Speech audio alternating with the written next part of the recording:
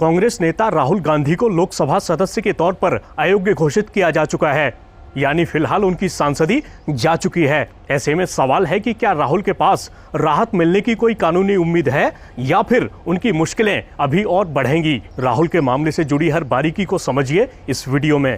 राहुल की सांसदी जाने का फैसला उन्हें मानहानि मामले में दोषी करार दिए जाने के बाद सामने आया है। लोकसभा सचिवालय की ओर से जारी नोटिफिकेशन में कहा गया है कि राहुल का अयोग्यता संबंधी आदेश 23 मार्च से प्रभावी होगा। इसमें ये भी बताया गया कि राहुल को संविधान के आर्टिकल 102(1)(e) और जन प्रतिनिधित्व अधिनियम 1951 की धारा 8 के तहत अयोग्य घोषित किया गया है। हम जन प्रतिनिधित्व अधिनियम को भी अच्छे से समझेंगे, लेकिन उससे पहले बात उस मानहानि मामले की कर लेते हैं जिसमें राहुल को दोषी ठहराया गया है।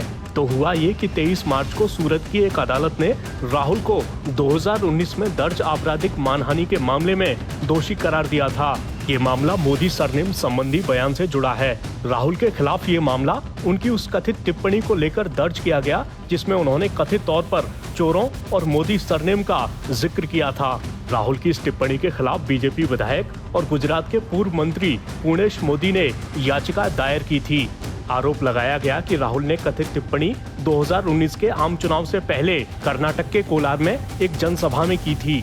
कोर्ट ने कहा कि राहुल के अपराध की गंभीरता इसलिए बढ़ गई क्योंकि संसद सदस्य द्वारा दिए गए भाषण का जनता पर बहुत व्यापक प्रभाव पड़ता है। अदालत ने कहा कि अगर आरोपी को कम सजा दी गई तो इससे जनता में गलत संदेश जाएगा और मानहानि कानून का मकसद पूरा नहीं होगा। अदालत ने राहुल को 2 साल कारावास की सजा सुनाई। हालांकि कोर्ट ने राहुल को जमानत भी दे दी और उनकी सजा के अमल पर 30 दिनों तक के लिए रोक लगा दी ताकि कांग्रेस नेता फैसले को चुनौती दे सकें। अब बात कर लेते हैं जन प्रतिनिधित्व अधिनियम की। इसकी धारा 8 में अयोग्य ठहराए जाने की शर्तें दी हुई हैं।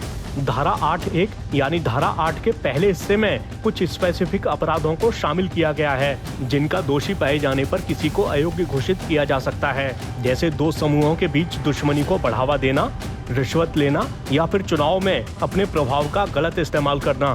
धारा 8 के दूसरे हिस्से के मुताबिक किसी को जमाखोरी, मुनाफाखोरी, खाने पीने की चीजों में मिलावट करने या फिर दहेज निषेध अधिनियम के तहत दोषी ठहराए जाने और कम से कम 6 महीने की सजा मिलने पर अयोग्य घोषित किया जा सकता है। धारा 8 के तीसरे हिस्से की बात करें तो अगर किसी व्यक्ति को किसी अपराध का दोषी पाया गया और उसे 2 साल या उससे ज्यादा की सजा मिलती है तो उसे अयोग्य घोषित किया जा सकता है।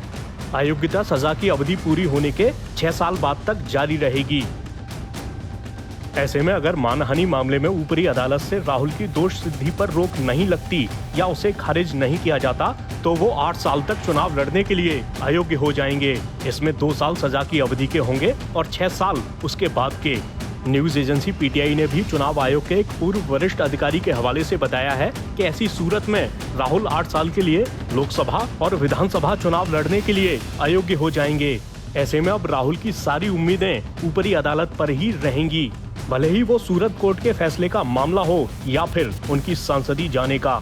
जानकारों का मानना है कि अयोग्य ठहराए जाने के फैसले को पलटा भी जा सकता है अगर कोई ऊपरी अदालत किसी की दोष सिद्धि पर रोक लगा देती है या दोषी ठहराए गए व्यक्ति के पक्ष में फैसला देती है। अगर राहुल को ऊपरी अदालत से कोई राहत नहीं मिलती तो उन्हें लुटियन दिल्ली में स्थित सरकारी बंगला भी खाली करना पड़ सकता है।